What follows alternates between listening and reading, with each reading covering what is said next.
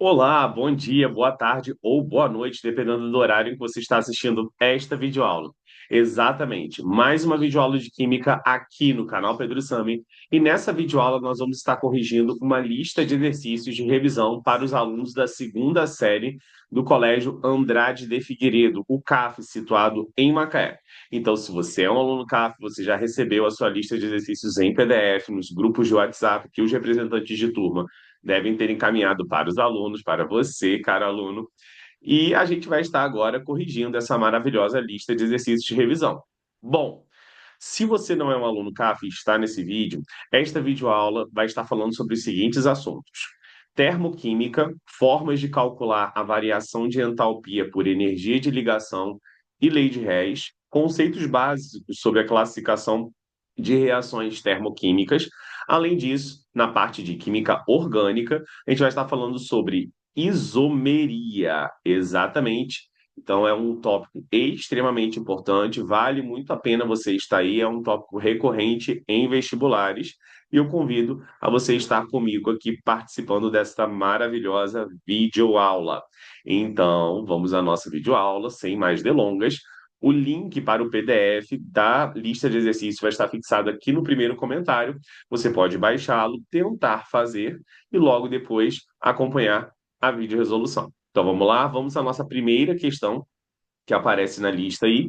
Aliás, um outro tópico também que cai na lista é a parte de identificação de funções, né? Se eu não me engano, eu acho que eu não falei disso, mas ela também está aí presente, tá bom?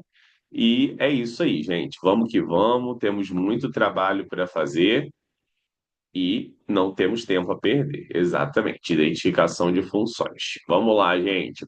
Então vamos aqui à nossa primeira questão que está aparecendo aí. Revisão para a prova, última prova do ano. Graças a Deus conseguimos chegar até o final. Vamos lá então. A primeira questão diz o seguinte: os ovos de galinha possuem em sua composição aminoácidos importantes para a síntese de proteínas. Observe as fórmulas estruturais de três desses aminoácidos, tá? E aí tinha três, eu coloquei só dois, tá bom, gente? Então, só deixa eu alterar aqui. A questão original tinha três, só que agora aqui eu botei apenas dois, correto? O tipo de isomeria que ocorre entre a leucina e a isoleucina é. Então a gente tem que lembrar que o isomeria é o quê, gente? Isomerias são compostos que apresentam a mesma fórmula molecular, mas que apresentam diferentes fórmulas estruturais. Então, para ter isomeria, eu preciso ter a mesma quantidade de átomos de carbono, hidrogênio, oxigênio e nitrogênio, certo? Eu tenho que ter a mesma fórmula molecular. Claro que aí ele já está falando que os dois são isômeros, mas se tivesse uma questão com vários compostos, que vai ter, né, uma outra questão mais para frente, para identificar quais são isômeros, aí você precisa ter essa mesma fórmula molecular, tudo bem? Que é o total de átomos de cada elemento. Então ele quer saber o tipo de isomeria que acontece entre essas duas. Vamos parar para pensar aqui, gente. A gente tem aqui, certo? Aproveitando a questão ao máximo, alguns grupamentos funcionais importantes. Nós temos aqui uma carboxila presentes em ambos os compostos. Então a gente não percebe que vai ser isomeria de função, não será porque tem a mesma função. Essa carboxila é do grupo ácido carboxílico, ok? E a gente tem aqui um grupo NH2 também aqui, ó. Esse NH2, esse nitrogênio, está ligado a um carbono saturado, que só faz ligações simples nas duas estruturas. E esse grupo é característico da função amina, ok? Bom, o que acontece aí é a mudança de um radical. Se a gente for pensar na cadeia principal aqui, ó, começando do ácido carboxílico, que é a função prioritária, para a gente considerar aí a numeração de cadeia, você vai perceber que comigo, senhoras e senhores que estão acompanhando essa videoresolução, que eu tenho aqui um radical. um átomo de carbono que está fora da cadeia principal. Esse radical maravilhoso é o nosso querido metil. E o que acontece? O que acontece é que, na primeira estrutura, esse metil está posicionado numa posição e na segunda estrutura em outra. Na primeira estrutura, ele está posicionado onde? Vamos dar uma olhada aqui? Um, dois, três, quatro, cinco, carbono 4. E aqui? Um, dois, três, quatro, cinco, carbono 3. Então, se eu tenho metis em diferentes posições, uma no 4 e outra no 3, quer dizer que a isomeria é de posição, exatamente. Então, o gabarito dessa primeira questão aí é letra B de bola, ok? Vamos então à nossa próxima questão, questão de número 2, muito tranquila, né, gente? E diz o seguinte, a questão de número 2. Acompanha aí a leitura comigo. Descobertas recentes revelam que várias espécies de plantas possuem um sistema de defesa químico contra o ataque de insetos, através do qual a planta produz substâncias voláteis capazes de atrair predadores destes insetos. O ácido jasmônico e o ácido salicílico são exemplos dessas armas químicas. E aí o comando fala: circule e identifique as funções oxigenadas presentes na molécula do ácido jasmônico e do ácido salicílico. Então, aqui nós temos a mesma coisa, né, da primeira, eu vou fazer o mesmo raciocínio de identificar as funções, que é sempre bom, nunca é demais identificar a função, tá? Mas aqui é essencialmente saber a função. O outro era só para classificar o tipo de isomeria. Então, aqui nós temos uma carbonila no meio da estrutura orgânica. Isso é característica de uma cetona. Se a carbonila estivesse na extremidade, seria um aldeído. Aqui eu tenho uma carboxila, que é um C dupla O ligado ao H. Já vimos que isso é de ácido carboxílico.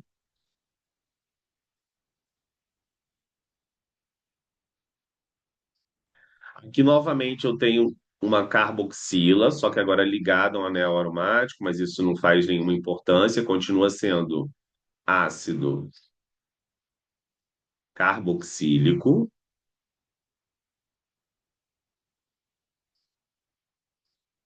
E eu tenho aqui essa maravilhosa hidroxila ligada diretamente a um carbono do anel aromático. Isso daqui, senhoras e senhores, é o que nós chamamos de fenol, ok? Se essa mesma hidroxila tivesse ligada a uma cadeia saturada, um carbono saturado, seria um álcool. E ainda tem a possibilidade de um enol, se esse carbono estivesse fazendo uma ligação dupla e que não fosse aí um carbono do anel aromático. Muito tranquilo. Vamos então agora à nossa próxima questão, questão de número 3, que diz o seguinte.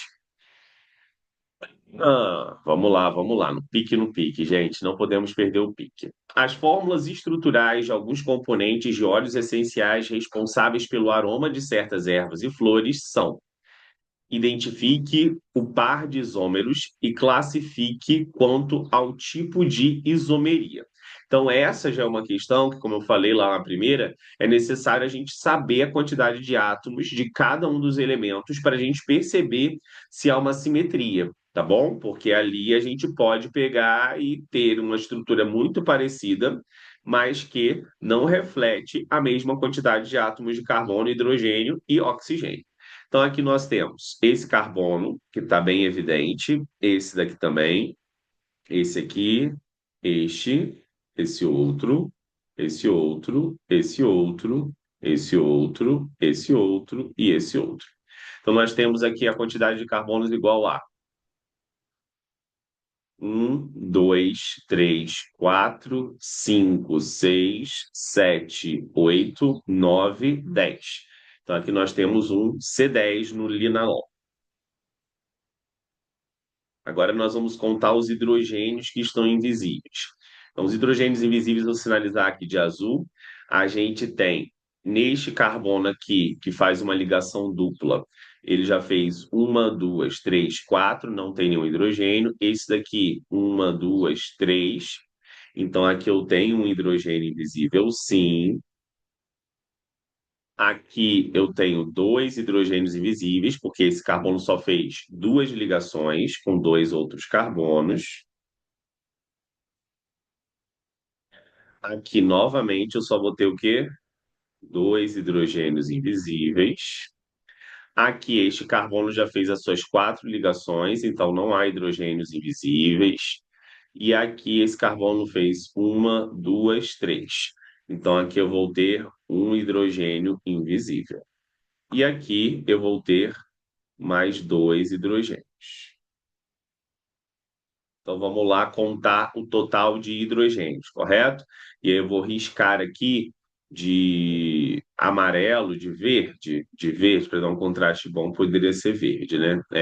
Eu vou riscar de verde os hidrogênios que eu vou estar contando para a gente fazer a somatória. Então aqui nós temos 3, 6, 7, 8, 9, 10, 11, 12, 15. 15 com mais um 16, 17, 18. Então aqui é C10, H18, senhoras e senhores. E aqui o oxigênio, certo? Eu só tenho um oxigênio na estrutura, então O. Perfeito. Agora nós vamos para o eugenol. O eugenol não vai ser um candidato do linalol, porque nem anel aromático tem, mas ele pode ser um candidato de isomeria do anetol, tudo bem? Então vamos fazer a mesma coisa com ele. Um, dois, três, quatro, cinco, seis, sete, oito, nove, 10. Então aqui, C10. Agora vamos para os hidrogênios. Os hidrogênios nós temos o seguinte: aqui eu vou ter um hidrogênio, lembrando que essa contagem é verificando que ele faz quatro ligações, o carbono, e a gente vai verificar o quanto que falta de ligações para essas quatro e completar com hidrogênios ali que ficam omitidos na fórmula estrutural de bastão, correto? Então, aqui, esses três vértices que eu acabei de fazer, como não tem nenhum ligante nele, tem hidrogênios. Aqui nós temos dois hidrogênios. Aqui nós temos um, dois, três, quatro. Mais um aqui, desculpa. E aqui nós temos dois. Fechou? Correto? Agora a gente vai pegar e vai somar a quantidade de hidrogênios. Então aqui nós temos três, quatro, 5, 6, 7, 8, 9, 10, 11, 12. Então, aqui eu tenho um C10, H12, O2.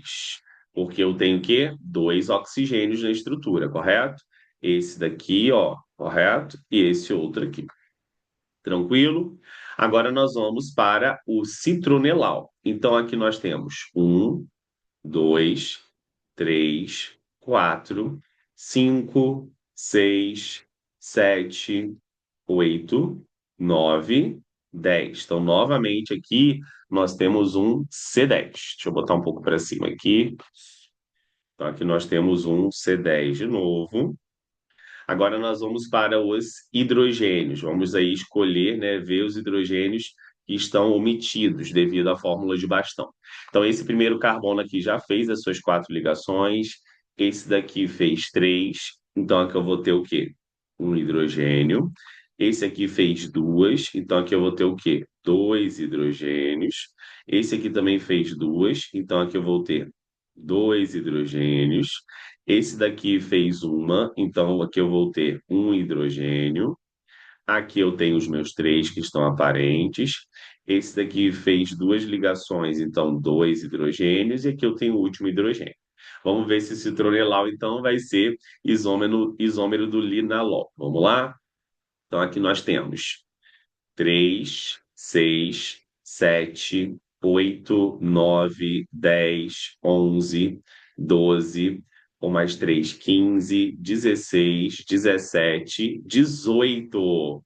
Tem tudo para ser o isômero, hein? Vamos lá. H18. E só tem um oxigênio O. Então percebam que esses dois têm a mesma fórmula molecular. Portanto, são que isômeros. Só para finalizar, agora a gente vai fazer aqui para ver se eu tenho outro par de isômeros, mas eu acredito que não, tá? Mas é legal a gente fazer essa conferência, né, para a gente não, pela emoção, marcar aquele, né? Vai que a gente esqueceu de contar algum hidrogênio, vamos lá. Então, aqui nós temos três hidrogênios daqui, eu tenho esse carbono que tem um, dois, três, então ele vai ter um hidrogênio. Este outro carbono também tem um hidrogênio invisível. Aqui eu não tenho nenhum. Nos vértices que não têm ligantes do anel aromático, eu sempre vou ter um hidrogênio.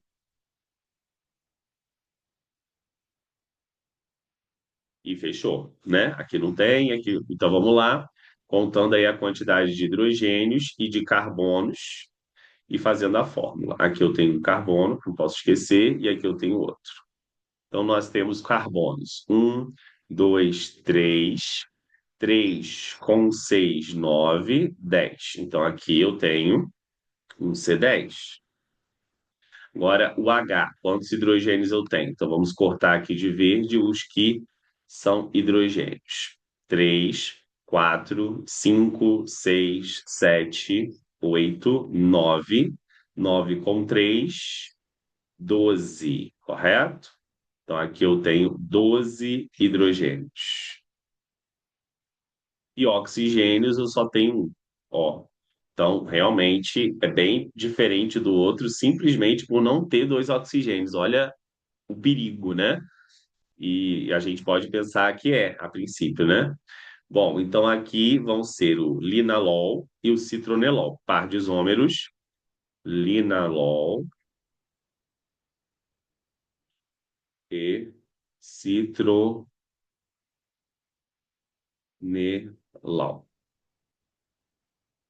Além de identificar o par de isômeros, o comando da questão também pede para você classificar quanto ao tipo de isomeria. E aí, qual é o tipo de isomeria que existe entre o linalol e o citronelol? A gente percebe aí que em uma cadeia eu tenho o grupo álcool, correto? Uma hidroxila aqui, ó, que é da função álcool. Essa hidroxila está ligada a um carbono saturado, álcool.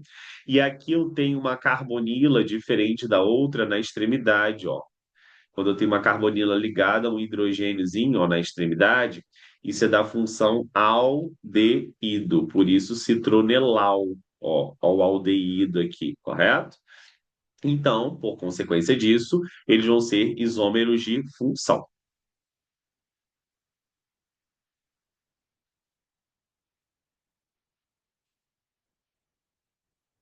Ou aqui você botaria isômeros de função ou apenas função, o tipo de isomeria. Ok, gente? Vamos então para a nossa próxima questão aí, que é a questão de número 4, que diz o seguinte: eu adoro essa questão, acho muito maneira. Vamos lá. Essa questão fala assim, ó. O retinal, molécula apresentada abaixo, associado à enzima rodopsina, é o responsável pela química da visão. Quando o retinal absorve luz, que são fótons, ocorre uma mudança na sua geometria. E essa alteração inicia uma série de reações químicas, provocando um impulso nervoso que desculpa aí que tá, ficou tudo junto, enviado ao cérebro, onde é percebido como visão. Então, eu tenho retinal, tenho um fóton e tenho a estrutura após esse fóton. E aí ele pergunta o seguinte, senhoras e senhores: entre as alternativas a seguir, assinale aquela em que a sequência um, 2 e 3 apresenta corretamente as geometrias das ligações duplas, porque nós sabemos que existe a isomeria cis-trans pelas alternativas, a geometria das ligações duplas circuladas em um e 2 e a função química circulada em 3. E aí? Vamos lá. Antes de receber o fóton, a gente tem que pensar que quando eu tenho isomerias estranhas, certo? Eu tenho carbonos aqui que fazem ligação dupla, e aí esses carbonos vão ter de maneira aí invisível os maravilhosos hidrogênios. Então eu tenho um hidrogênio aqui para cima E eu tenho outro hidrogênio aqui, ó, para cima também. E se a gente traçar um plano aqui, ó, de divisão, que segue aqui a ligação dupla, a gente vai perceber que esses hidrogênios, ambos estão para o mesmo lado, para cima do plano. Então, esse é o isômero cis. Cis, mesmo lado. Lembra disso. E aí eu tenho agora a dupla 2. A dupla 2 é uma modificação que acontece com essa dupla após esse fóton. Então a gente percebe novamente que eu tenho carbonos fazendo dupla aqui, ó. E no mesmo carbono eu tenho ligantes diferentes. Então aqui eu vou ter um hidrogênio para cima e eu vou ter um hidrogênio para baixo. Então aqui, se eu pegar o plano da dupla, esses hidrogênios estão em lados opostos. Então, se estão em lados opostos, esse aqui será o trans. Trans, lembra disso, lados opostos. Perfeito, gente? E aí, o grupo funcional aí que está presente na estrutura, nós acabamos de ver esse grupo, né? Uma carbonila que está na extremidade da cadeia, isso aqui é um aldeído. Então, lembra que o aldeído, o grupo C dupla O, vai estar ligado a um hidrogênio, e aí eu vou ter aqui o resto da cadeia, correto? E é sempre aonde? Na extremidade. Se tiver no meio, é uma maravilhosa cetona. Então, gente, a correta seria um cis, 2 trans e 3 aldeído. Um cis, 2 trans e 3 aldeído. Um cis, 2 trans e 3 aldeído, letra A. Não é isso? Ó, um é o cis, aí depois vem o 2 sendo trans, ó, vamos separar aqui para ficar bem claro. O 2 sendo trans e o 3 aldeído. Perfeito? Bom, vamos continuar, gente. Vamos para a nossa questão de número 5, que diz o seguinte: considere a estrutura e indique as funções presentes na fórmula. Então, são dois comandos. Indique as funções presentes na fórmula e o número de carbonos quirais, que são assim chamados de assimétricos, existentes. Tem o terceiro comando, que é indicar também o número de isômeros opticamente ativos. Para eu saber o número de isômeros opticamente ativos, eu preciso identificar o quê? Exatamente o que a gente sabe bem, o número de carbonos quirais. O número de isômeros opticamente ativos é igual a 2 elevado a n, sendo n igual ao número de carbonos quirais. Ok? Então vamos lá? Primeiro vamos ao primeiro comando, que eu vou fazer esse primeiro comandozinho de azul, tá bom? Identificar as funções orgânicas presentes na fórmula. Então, esta hidroxila e esta vão representar a mesma função, que é o quê? Hidroxila ligada a anel aromático, certo, senhores? Isso é fenol. Agora, quando eu tenho essa mesma hidroxila ligada a um carbono saturado, ó, que só faz ligações simples, como esse daqui da cadeia, isso aqui é um álcool.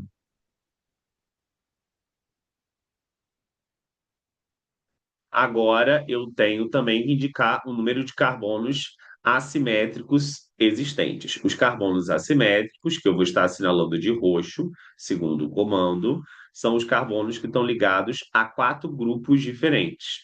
Então, é um carbono que está ligado a um grupo X, que está ligado a um grupo Y, que está ligado também a um grupo Z e que está ligado a um grupo W.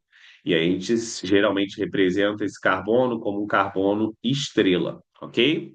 Então a gente vai perceber aí que precisam fazer quatro ligações e todas essas ligações precisam ser simples. Então aqui, gente, este é o meu carbono quiral. Ó. Por que que eu sei que esse é o meu carbono quiral? Porque ele está ligado a toda essa porção aqui, está ligado a toda essa outra porção aqui, ó, o segundo grupo, está ligado ao hidrogênio, e aqui de maneira invisível eu tenho um maravilhoso que está ligado à hidroxila, e de maneira invisível eu tenho um maravilhoso que hidrogênio. Então você percebe que os quatro grupos são o quê? Diferentes. Então só tem este carbono quiral, então o número de carbonos quirais, um, correto? Ali existe uma outra função que eu acabei de verificar agora, eu esqueci, né, de mencionar, que é esse nitrogênio aqui, ó, ligado a um carbono e a outro, isso é uma amina, para ser mais específico, uma amina secundária, mas aqui só amina já basta. Então, aí o primeiro comando sendo concluído, o segundo agora só tem um carbono quiral. Deixa eu botar aqui, um carbono quiral. E agora um número de isômeros óticos ativos. Então, esse número de isômeros óticos ativos, a gente fazia assim, ó, IOA 2 elevado a N, como só tem um carbono quiral, IOA 2 elevado a 1, então IOA igual a 2. Acabou. Muito tranquilo, né, gente? Sim? Belezura. Fechamos química orgânica bem rapidinho. Agora vamos para a nossa química da físico-química, que a gente fala, né? E aí sim, agora a gente vai juntos aí enfrentar os cálculos, lembrando que não é permitido calculadora, certo? Então já houve essa liberação em teste e trabalho, e agora a gente vai ter que fazer as contas na mão. Para a gente agilizar aqui o vídeo, ele não ficar muito longo, eu vou utilizar, obviamente, a calculadora. Mas você, na prova, vai ter tempo suficiente para pegar e fazê-lo com muita calma. Vamos lá, então? No metabolismo das proteínas dos mamíferos, a ureia é representada pela fórmula NH2CO, NH22CO, é o principal produto nitrogenado excretado pela urina. O teor de ureia na urina pode ser determinado por um método baseado na hidrólise da ureia, que forma amônia e dióxido de carbono. A seguir, tem-se a reação química que representa esse processo. Então, está aí a reação, e aí diz o seguinte: considerando as energias da tabela a seguir, calcule o ΔH assim. Então, quando eu dou valores de energia de ligação e eu peço o meu ΔH, o que que eu vou ter que fazer, senhoras e senhores? A gente tem que lembrar que o ΔH, pela energia de ligação, ele tem uma fórmula. Então, ΔH é igual ao somatório das ligações rompidas mais o somatório das ligações formadas. As ligações rompidas vão ser as ligações dos reagentes, e nesse processo de rompimento eu absorvo calor, por isso elas vão ter um valor positivo. Já as ligações do produto, as formadas, ao formar essas ligações, eu libero calor, por isso vão ter um valor negativo. Então, a gente vai fazer aí toda a soma das ligações rompidas e toda a soma das formadas, com muita calma, porque pode se esquecer por, né, a gente tentar aí fazer as coisas com pressa.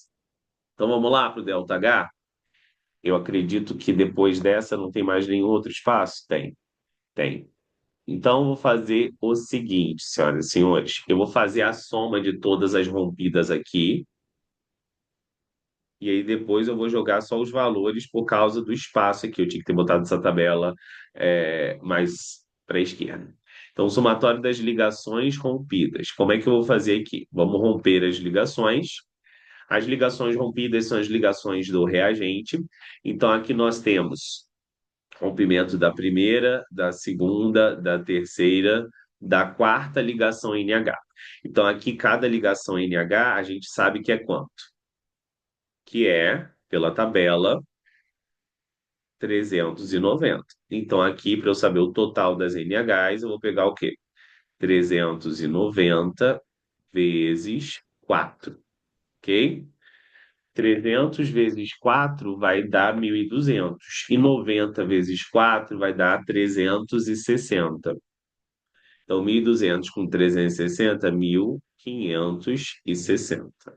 Ok? Quilojoule. Agora, eu vou ter o que aqui, senhoras e senhores? Eu vou ter, certo, as ligações do tipo CN, tá? Ou NC. Então, as ligações CN ou NC vão ser essas aqui, ó, que eu vou estar rompendo agora. Pô, pô, pô, pô, pô, pô, pô, pô, pô, pô. São só duas, né?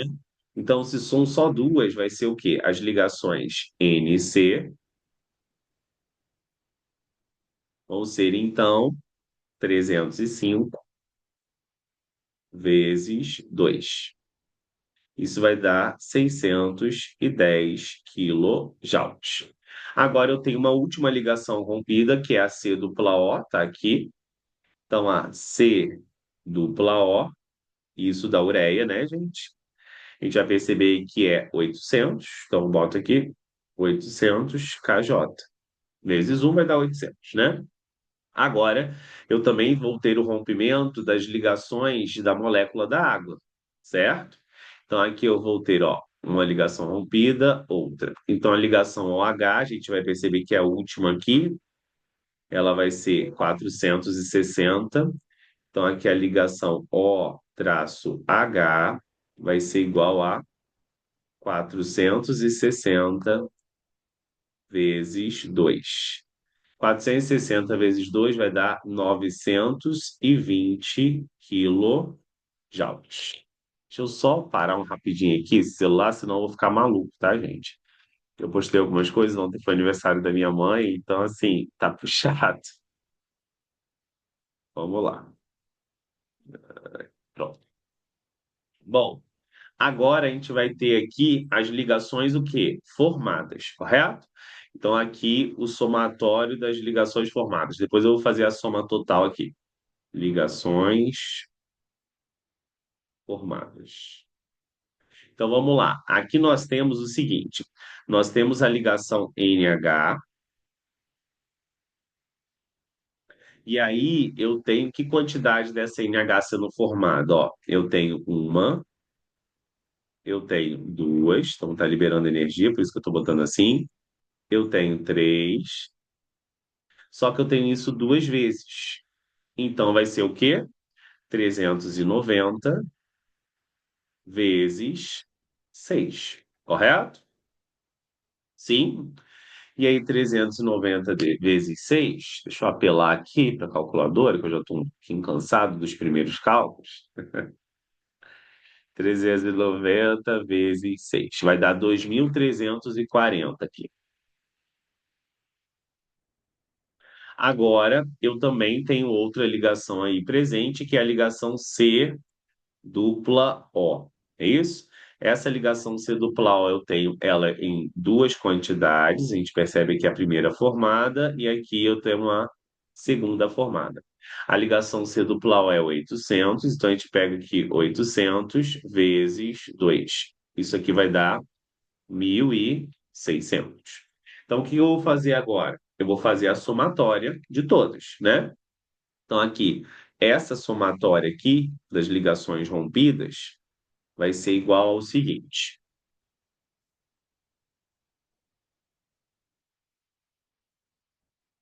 1.560 mais 610 mais 800 mais 920. Isso daqui vai dar 3.890. 3.890 kJ. J. Agora nós vamos para as formadas, correto? Então vamos lá.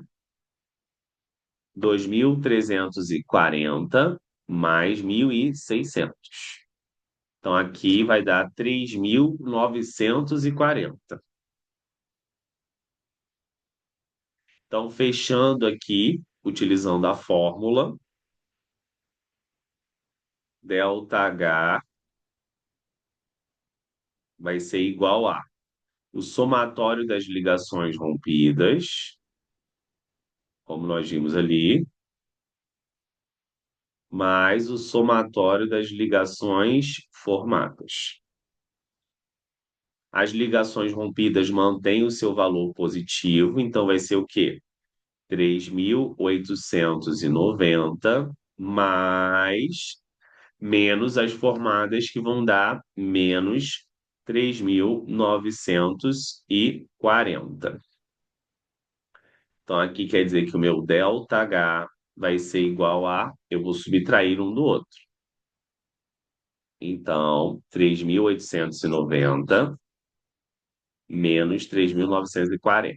Aqui está dando menos 50 quilojoules. Não esqueçam da unidade, ok, gente? Nada de por mol, só quilojoule, ok? Um ΔH só quilojoule. Bom, gente, eu vou só conferir novamente. Então, tem quatro ligações NH 390 vezes 4, 1.560.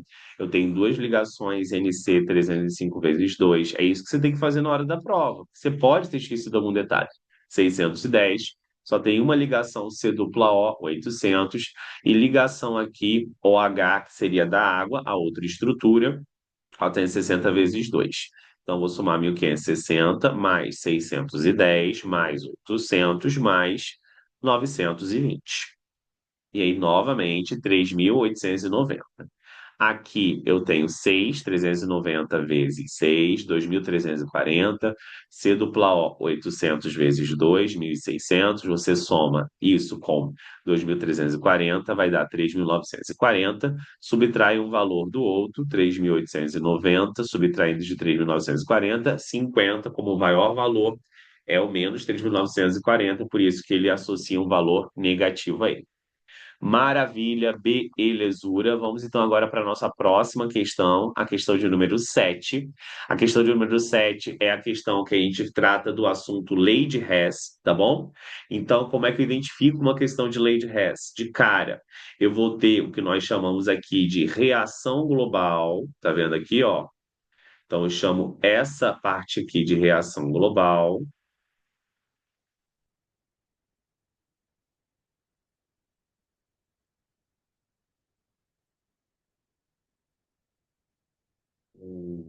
Entendi. Então, aqui, ó, reação global.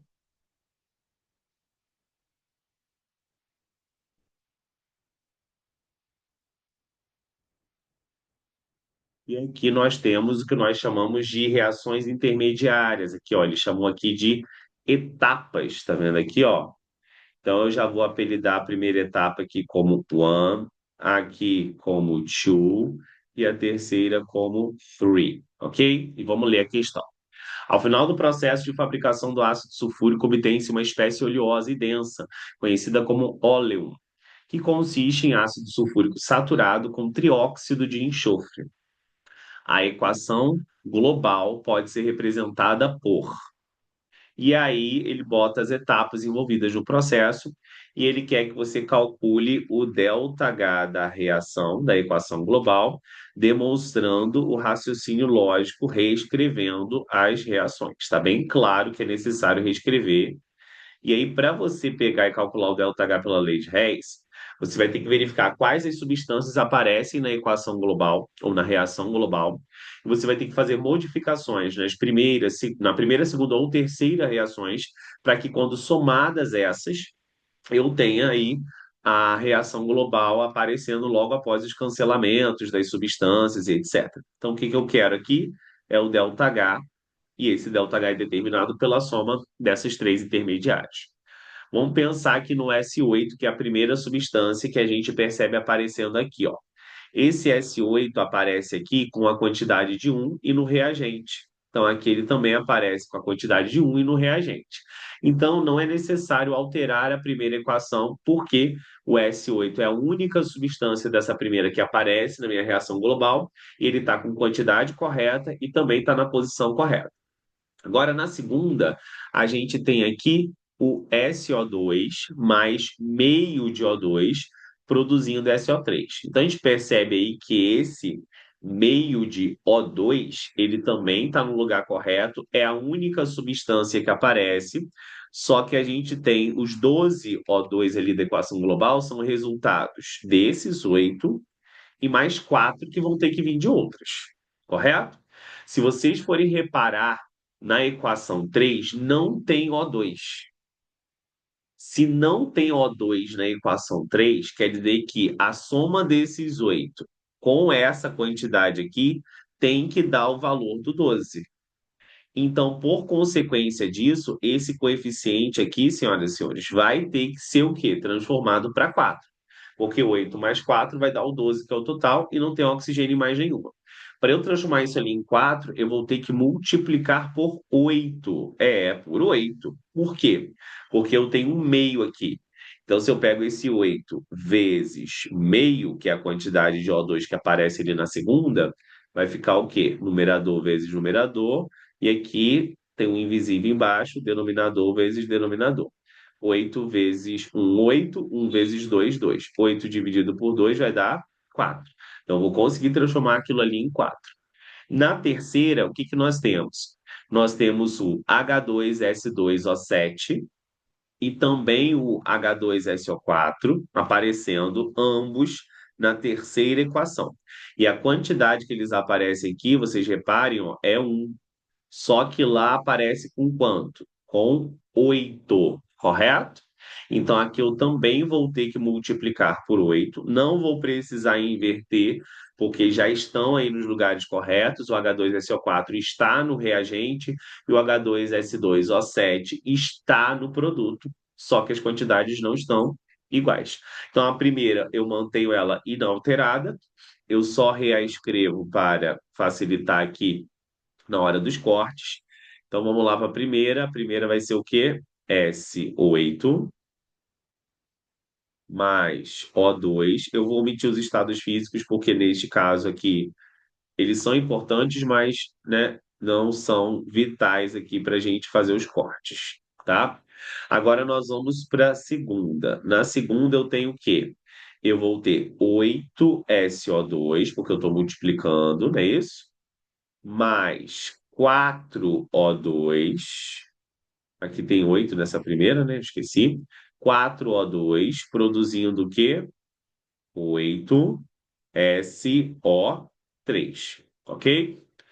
Bom, na terceira, também vou multiplicar por 8. Então, aqui, third, a gente vai ter 8SO3 mais 8H2SO4 produzindo 8 de H2S2O7, ok?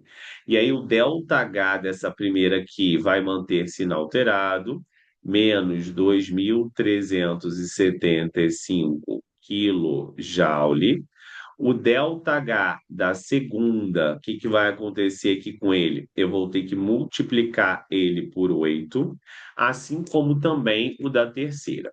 Como é um número tranquilo ali, eu vou botar ó, menos 800 kJ, e aqui vai ser 800 com mais 240, porque 8 vezes 3 é 24, né? Só que é 30. 800 com mais 240 vai dar aqui, senhoras e senhores, menos 1.040 kJ. Todos são negativos, correto, gente? Ó, não precisei inverter nenhum e todos são negativos. Então, agora eu vou pegar e vou somar as equações para que, quando elas somadas, me deem ali, correto, a equação global. Vamos lá? Então, somando essas equações aqui, nós vamos perceber o seguinte: mais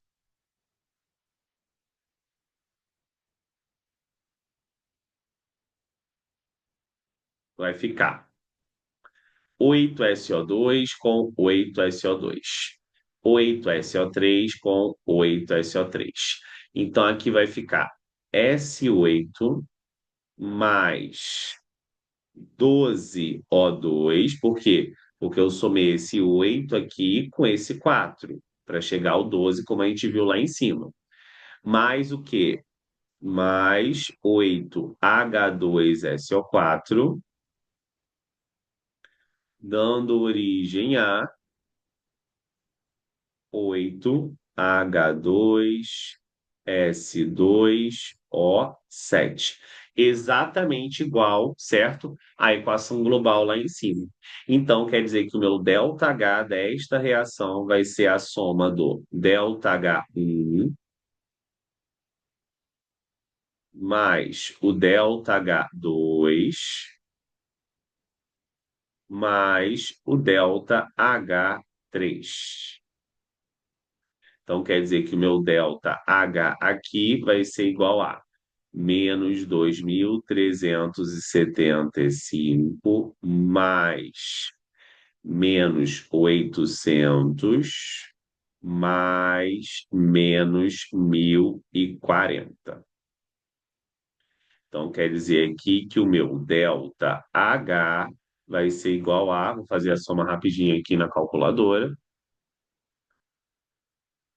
Como são todos números negativos, eu vou somar dívidas, tá, gente? 2.375 mais 800 mais 1.040. Então, aqui vai dar menos 4.215. 4.215, o quê? Quilojoule. Então, o que eu vou fazer agora, depois de fazer essa questão? Vou refazer os cálculos rapidinho.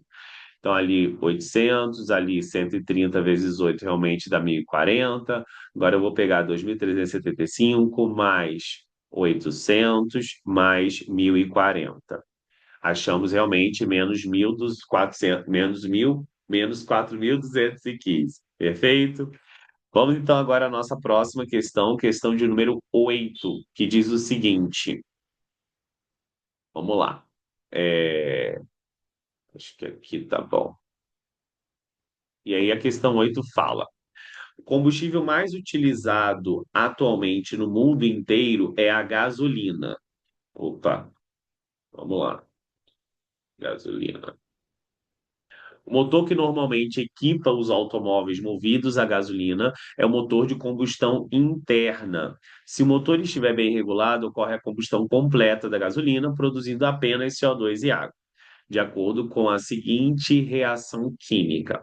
Classifique a reação termoquímica acima. Então, o que a gente tem aqui? Nós temos uma reação que apresenta o ΔH, o quê? Negativo. Então, ela é chamada de exotérmica. Muito tranquilo, né? ΔH negativo, exotérmica. ΔH positivo, endotérmica. Ok? Sim?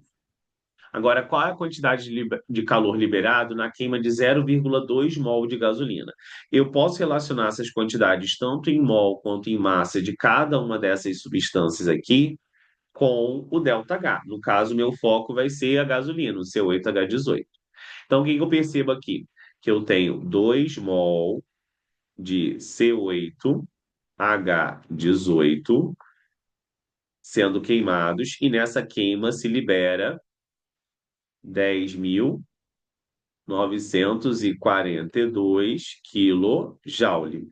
Só que eu não tenho a queima de 2 mol, tenho a queima de 0,2 mol de C8H18. Então, isso aqui vai ser igual a XKJ. Muito tranquilo aqui, ao invés de você ficar horas fazendo essa conta, você percebe que de 2 para 0,2, o que aconteceu? Eu divido por 10. Então, é só pegar e também desse lado dividir por 10, correto? Dividindo ambos os lados por 10, a gente vai pegar e mandar uma vírgula para a esquerda deste número, então vai ficar 1.094,2 kJ.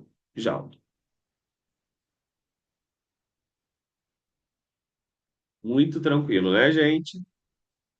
Mamão com açúcar. Agora nós vamos para a nossa próxima questão, a questão de número 9, questões de cinética química, certo? Para não termos mais questão de lei de Hess e de energia de ligação. Foi lecionada aí na nossa última semana. Prestem atenção, aqui é uma questão sobre os fatores que afetam a velocidade e diz o seguinte: a tabela a seguir mostra situações experimentais realizadas por um estudante sobre a reação abaixo. Indique a experiência que teve maior velocidade.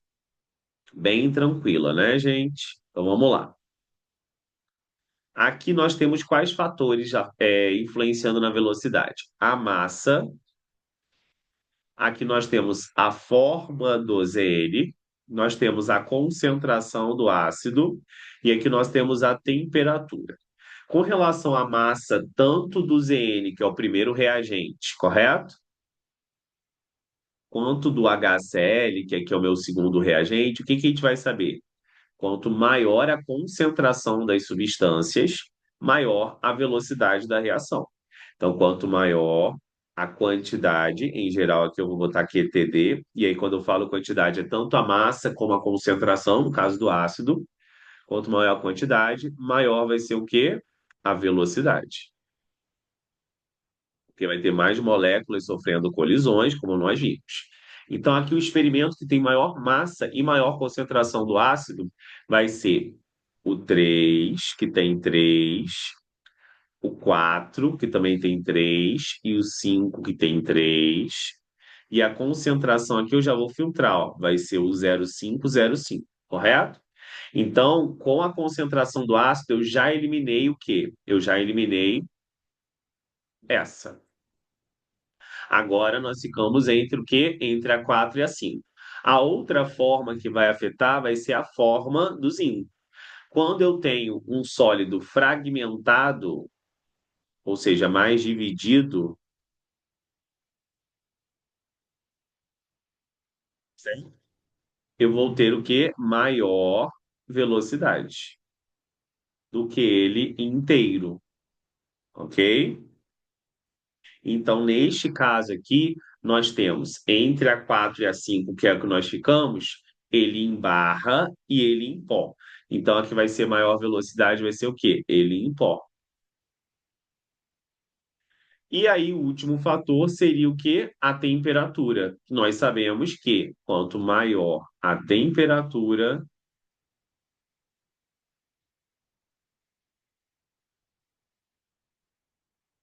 maior também será a minha velocidade. Eu vou ter mais agitação molecular, eu vou ter mais choque entre as moléculas. Fragmentado vai ter maior o quê? Superfície de contato. Então a gente vai perceber ali que com certeza vai ser o 5. Ó. Ele tem a maior massa, aqui está mais fragmentado, a concentração do ácido é a maior de todos da tabela, e a temperatura está de 60, ok? Que é a maior temperatura das listadas aí, né? Tem outros com 60 também, mas as variáveis fazem com que tenha velocidade menor. Então, aqui, experimento 5.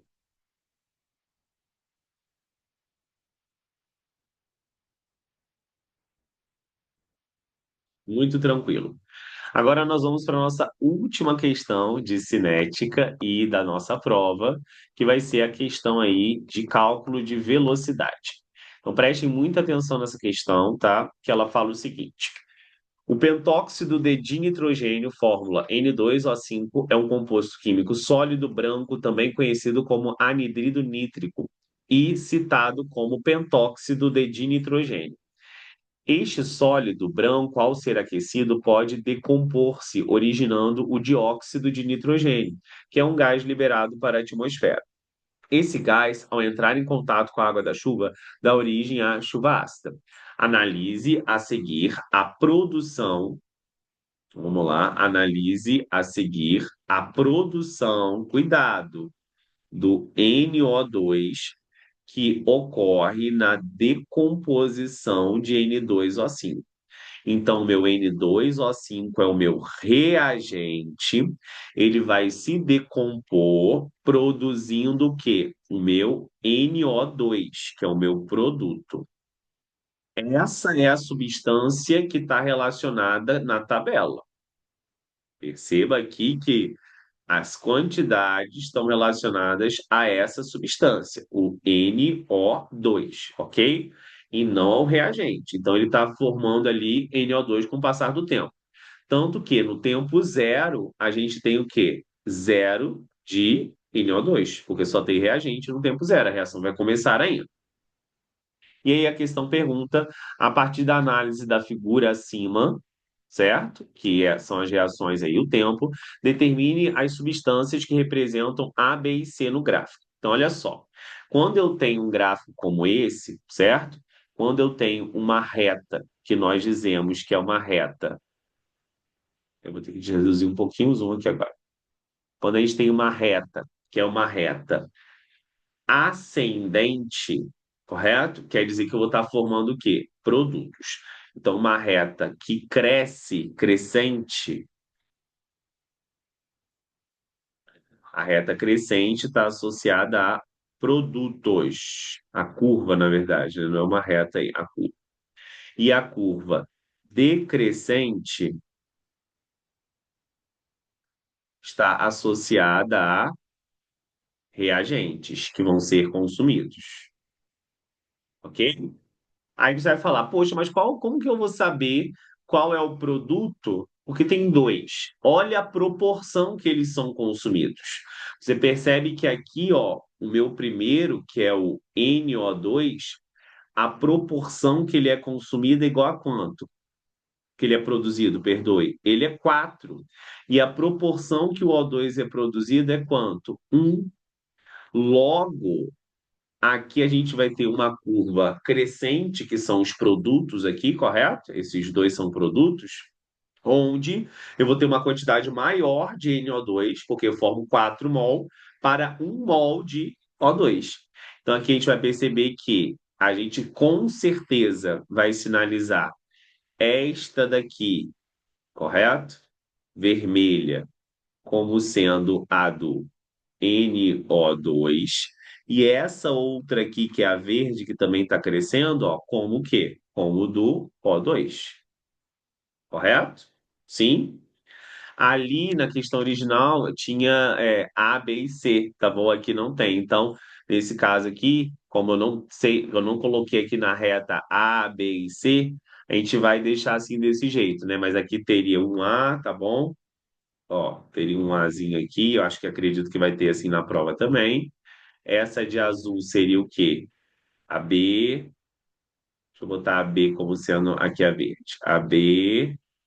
E para finalizar aqui, a azul, a C. Ok, gente? Eu peguei o mesmo comando da questão da prova. Bom, acabou.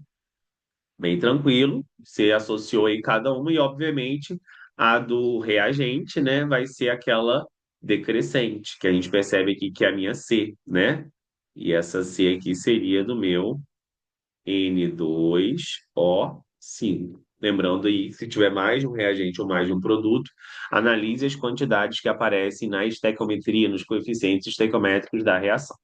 E aí a próxima é o seguinte, para a gente fechar com chave de ouro, calcule a velocidade de produção do NO2. Calcule a velocidade de produção do NO2 no intervalo de 300 a 700 segundos.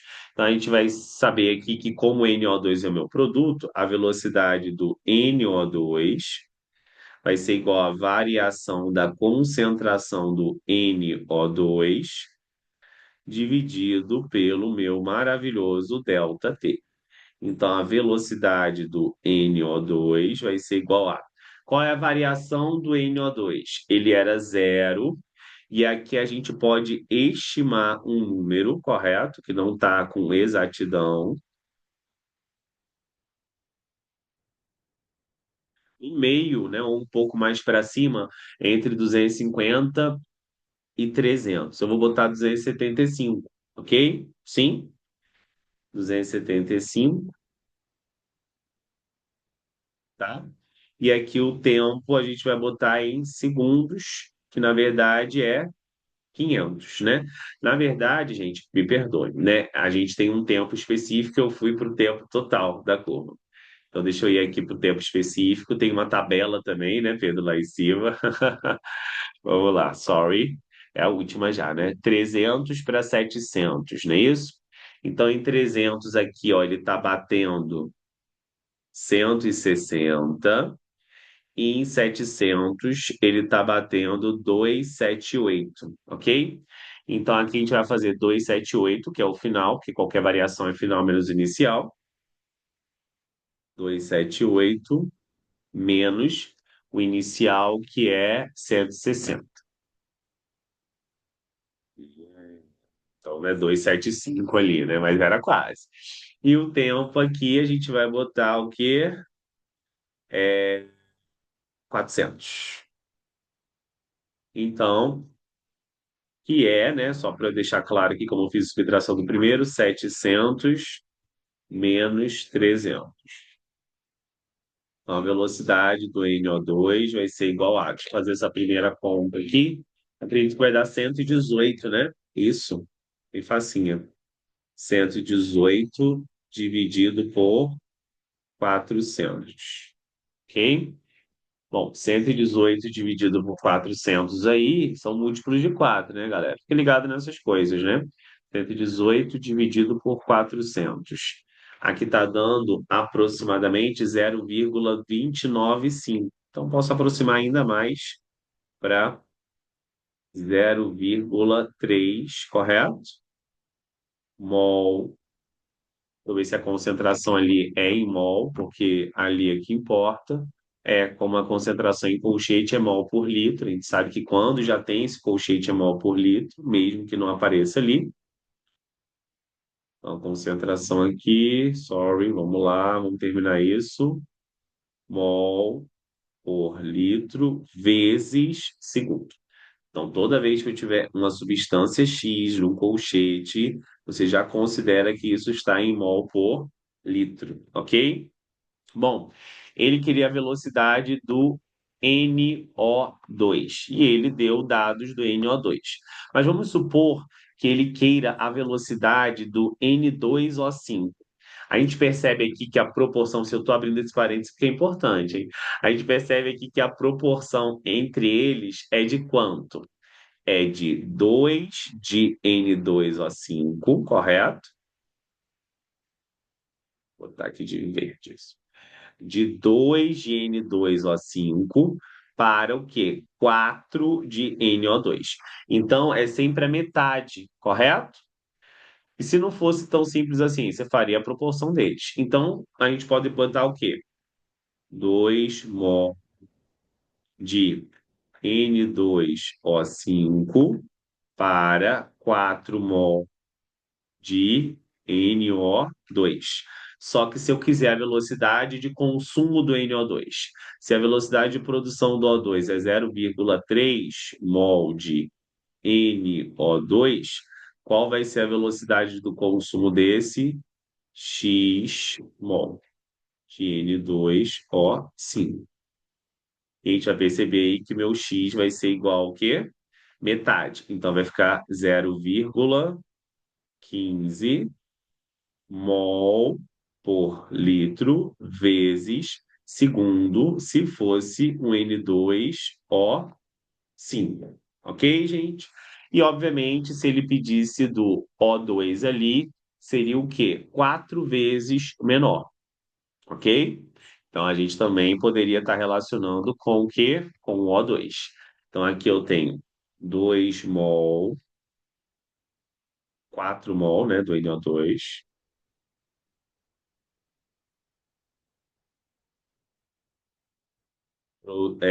produzem em paralelo um mol de O2. Só que a minha velocidade foi 0,3 aqui, mol de NO2. Então aqui vai ser o quê? X mol de O2. Aqui a gente vai perceber que vai ser 0,3, como vimos, né? E está bem lógico matematicamente, 0,3 dividido por 4. Então, aqui a velocidade seria 0,075 mol por litro vezes segundo de O2. Então, se ele pedir a velocidade de uma substância que não está na tabela, calcule a velocidade da substância referente na tabela e depois use a estequiometria da reação para você pegar e fazer a proporção em mol. Ok, gente? Bom, eu espero que vocês tenham gostado tanto quanto eu dessa maravilhosa revisão aqui no canal Pedro Sami. Gente, muito obrigado pela presença de vocês, por termos ficado esse ano juntos, por estudarmos por aqui pelo YouTube e também na sala, as revisões, aquela adrenalina toda. E até próximo ano para aqueles boas férias, né? Já vou aqui dando boas férias para todo mundo que também vai entrar em férias. E até o ano que vem, se Deus quiser. Não temos mais nenhum vídeo novo aqui no canal, é o último vídeo em relação às revisões, mas teremos outros vídeos aí, vídeos relacionados à prova do PISM. Vamos ter live PISM, vamos ter live IF, então fiquem ligados nos Reels, fiquem ligados nos Stories, que a gente vai ter muita, muita, muita coisa sendo produzida ainda aqui. Bom, gente, forte abraço a todos, valeu, segunda série, e valeu a você que está inscrito e que está assistindo também agora. Tchau, tchau, gente.